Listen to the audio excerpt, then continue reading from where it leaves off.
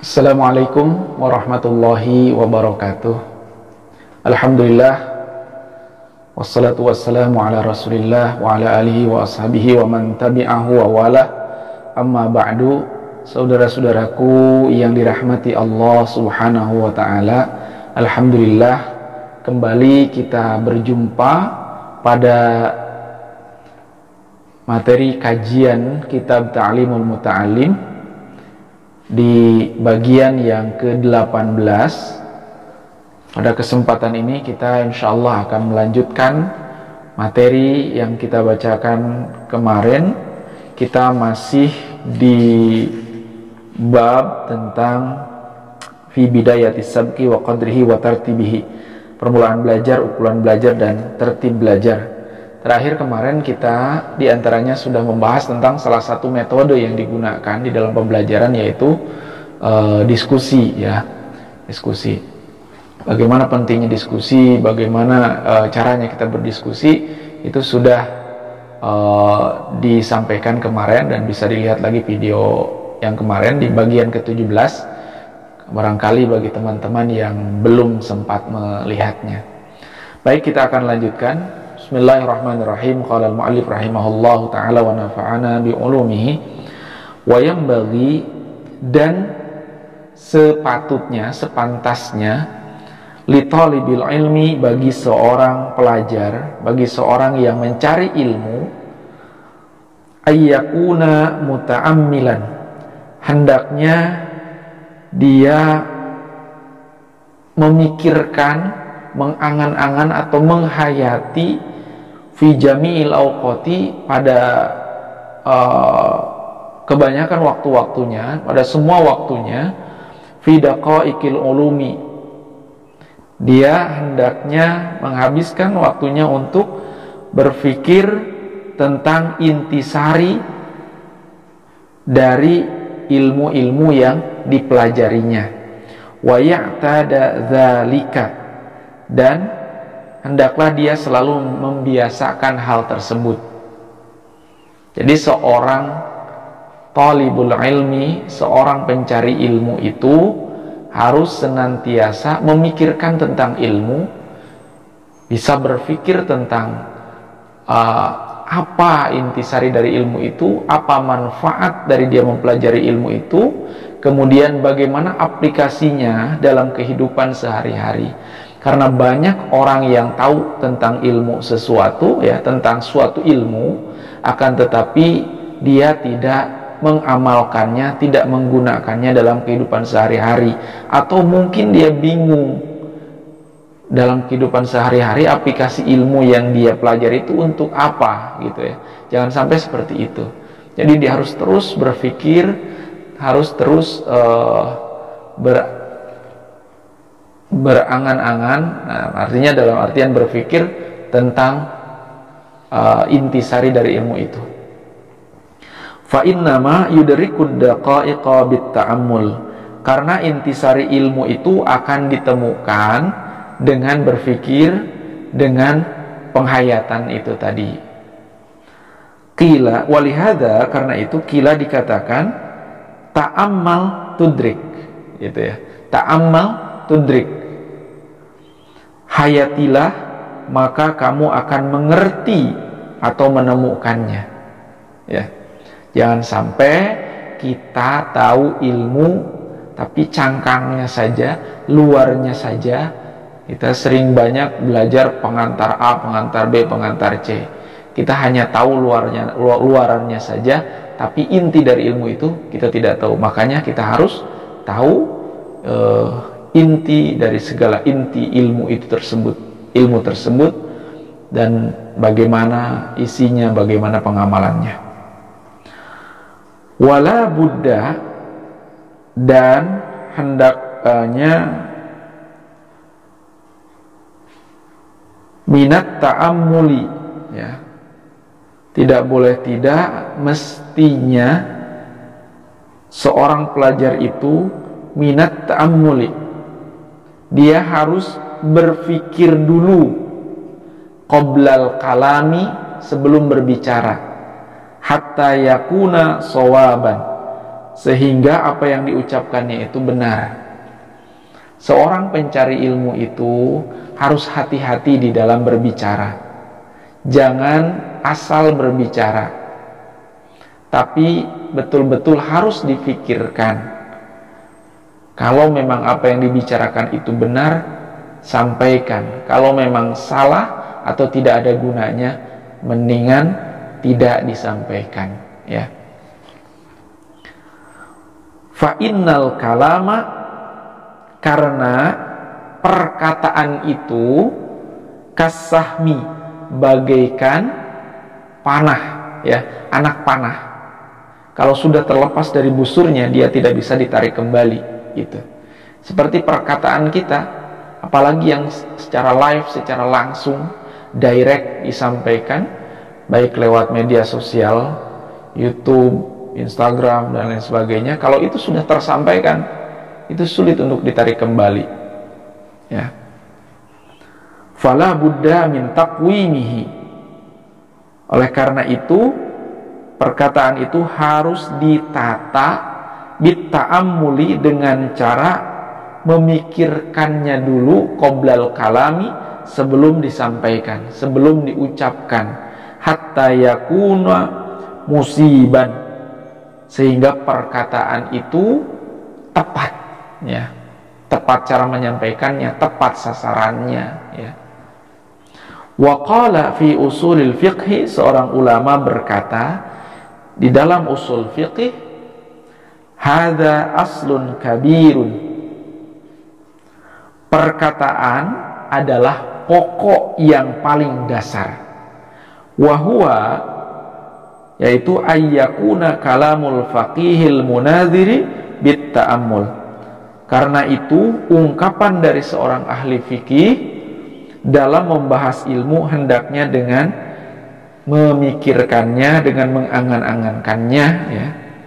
Qila, dikatakan, ra'sul aqli, modalnya akal itu, inti dari akal itu, ayyakunal kalamu, ialah hendaklah ucapan itu dilakukan bitasabbuti, dengan pasti atau tidak gegabah, ya. Dalam berbicara itu tidak gegabah. Udah kita memastikan apa yang kita ucapkan itu sudah benar. Wa ta'ammuli, dan juga dengan memikirkannya, dengan menghayatinya apa yang mau diucapkan itu. Qala qailun, seseorang berkata, usika, aku berpesan kepadamu, aku berwasiat kepadamu, fi nazmil kalami, ya, dalam menata ucapan, bikhamsatin, ya, ada 5 cara untuk menata perkataan kita, ucapan yang akan kita sampaikan. In kunta lil musis syafiqi muti'an, kalau kamu mematuhi orang yang berwasiat, katanya, dengan penuh belas kasih. Nah, yang 5 itu apa? La taghfalanna sababal kalami, jangan engkau lupakan yang pertama, sababal kalam, sebab pembicaraan. Artinya apa sih motivasinya kita menyampaikan perkataan itu, ya, harus jelas, jangan ngasal, ya. Wa waqtahu, dan waktunya, kita harus sadar apa yang kita sampaikan itu, perkataan itu, kapan kita ucapkan, ketika apa, gitu, sehingga kita bisa memilahnya. Karena setiap waktu, setiap keadaan itu pasti akan berbeda-beda, ya, konteksnya akan berbeda. Wal kaifa, serta sifat pembicaraan itu, pembicaraan itu sifatnya formal atau tidak, resmi atau tidak, atau non formal atau tidak resmi. Nanti cara berbicaranya juga kan akan berbeda. Bahkan bahasa yang digunakan pun akan berbeda. Kemudian wal kamma,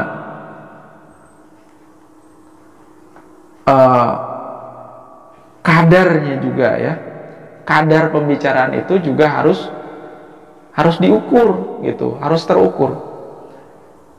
Jangan sampai ya banyak kita ini karena tidak bisa menakar pembicaraan kita nih antara waktu yang disediakan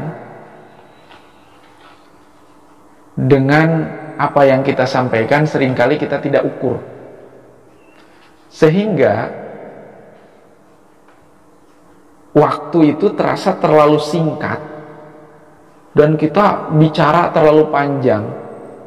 Kalau kemudian apa yang kita bicarakan itu tidak di stop, maka akan menghabiskan waktu. Mungkin waktunya orang lain harus berbicara, kita masih berbicara, akhirnya di stop. Jadinya gimana? Jadinya apa yang intinya yang mesti kita sampaikan terpotong gitu, karena kita tidak pandai mengukur.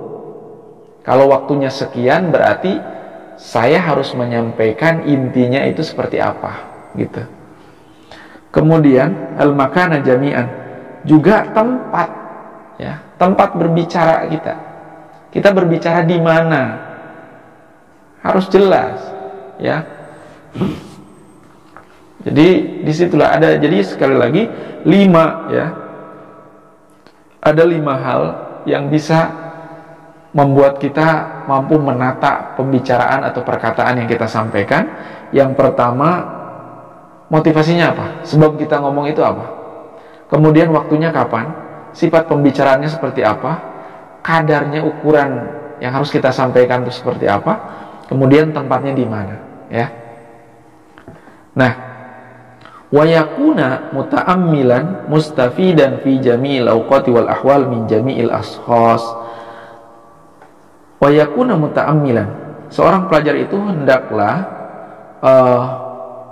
mengangan-angan, berpikir ya, mustafidan, kemudian mengambil pelajaran fi jami'il awqat, di setiap waktunya itu betul-betul dia berpikir apa yang bisa diambil pelajarannya dari kondisi ini, dari keadaan ini ya, dari semua orang, dari siapapun dia mengambil manfaat gitu ya. Bahkan kalau itu ada ilmu, walaupun menurut kita orang ini secara tingkatan, secara mungkin status sosial atau apapun itu mungkin di bawah kita, tapi ingat bahwa setiap orang pasti dia punya kelebihan dan kekurangannya. Maka kita bisa mengambil pelajaran dari siapapun.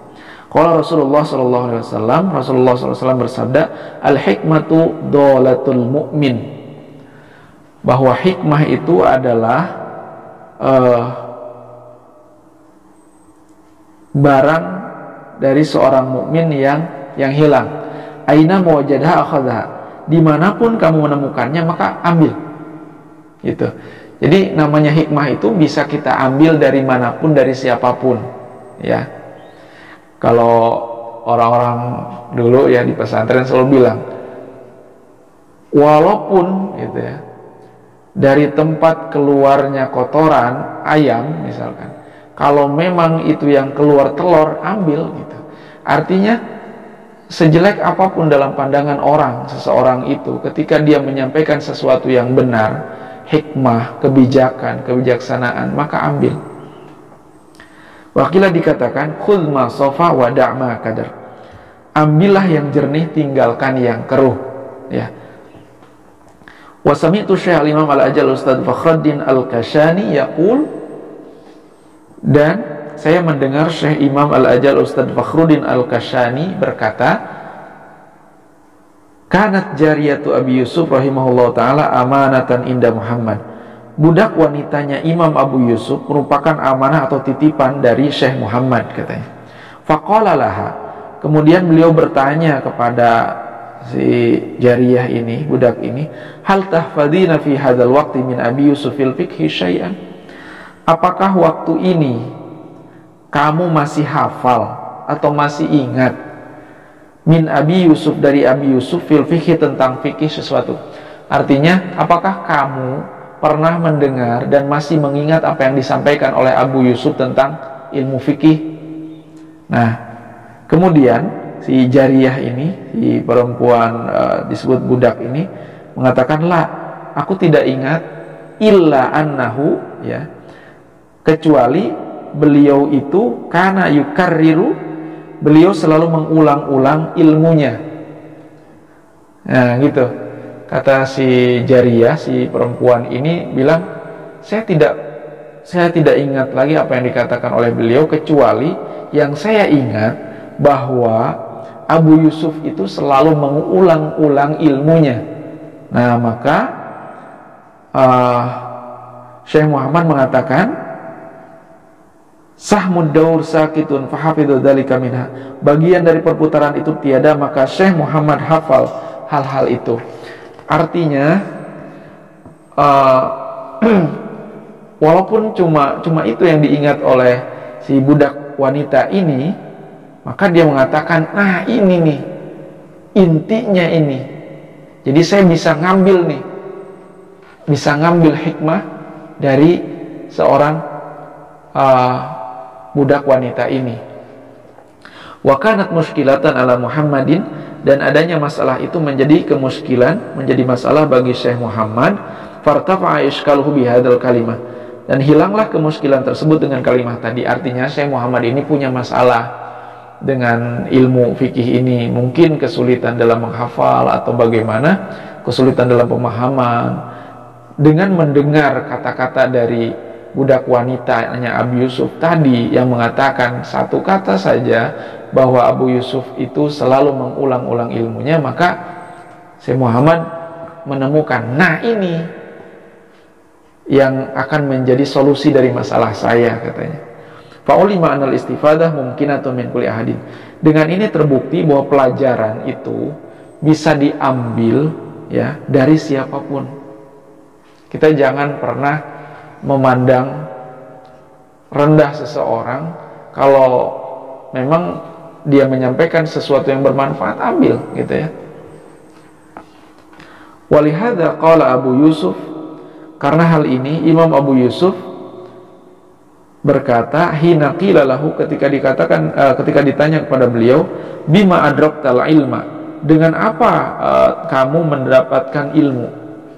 Qala mastankaftu minal istifadah, saya tidak merasa malu untuk mengambil pelajaran dari orang lain, gitu. Yang penting kalau ada pelajaran, ambil aja dari siapapun. Wa ma bakhiltu minal ifadah, dan saya juga tidak kikir untuk menyampaikan apa yang saya tahu, gitu. Jadi kita tidak usah malu untuk mengambil pelajaran dari siapapun, dan kita juga tidak usah sungkan untuk menyampaikan apa yang kita tahu kepada orang lain. Waqila Ibnu Abbas radhiyallahu taala anhuma, ditanyakan kepada Ibnu Abbas radhiyallahu anhuma, bima adraktal ilma, dengan apa tuan atau kamu mendapatkan ilmu? Qala Ibnu Abbas menjawab, bilisanin sa'ulin wa qalbin aqulin, dengan lisan yang selalu banyak bertanya dan hati yang selalu berpikir. Tuh, ada dua. Kita harus mau bertanya kepada orang lain kalau kita pengen menjadi orang yang berilmu. Yang kedua, akal kita jangan pernah berhenti untuk berpikir, gitu.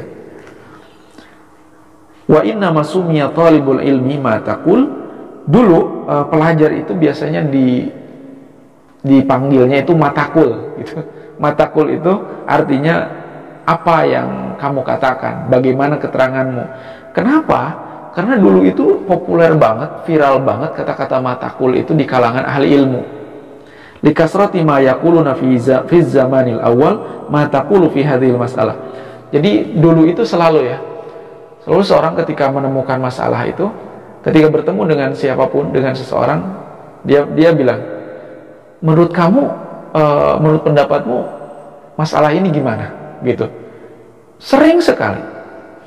Selalu di zaman-zaman pertama itu, siapapun gitu, ketemu siapa gitu, dia selalu ngomong, menurut pendapatmu gimana ya tentang masalah ini? Gitu. Makanya para pencari ilmu itu sering dipanggilnya matakul, gitu. Matakul itu sebuah pertanyaan yang sering dipakai. Matakulu fi hadhil masalah. Apa keteranganmu atau apa pendapatmu dalam masalah ini gitu. Makanya orang-orang dulu itu tradisi berilmunya itu luar biasa ya. Karena mereka kalau tidak tahu, mereka tidak segan bertanya, tidak segan mengambil ilmu dari siapapun, dan tidak segan untuk menyampaikan ilmu kepada siapapun, gitu ya. Mungkin sampai sini dulu. Mudah-mudahan memberi manfaat untuk kita semua. Insyaallah besok akan kita lanjutkan kembali. Wabillahi taufiq wal hidayah. Wassalamualaikum warahmatullahi wabarakatuh.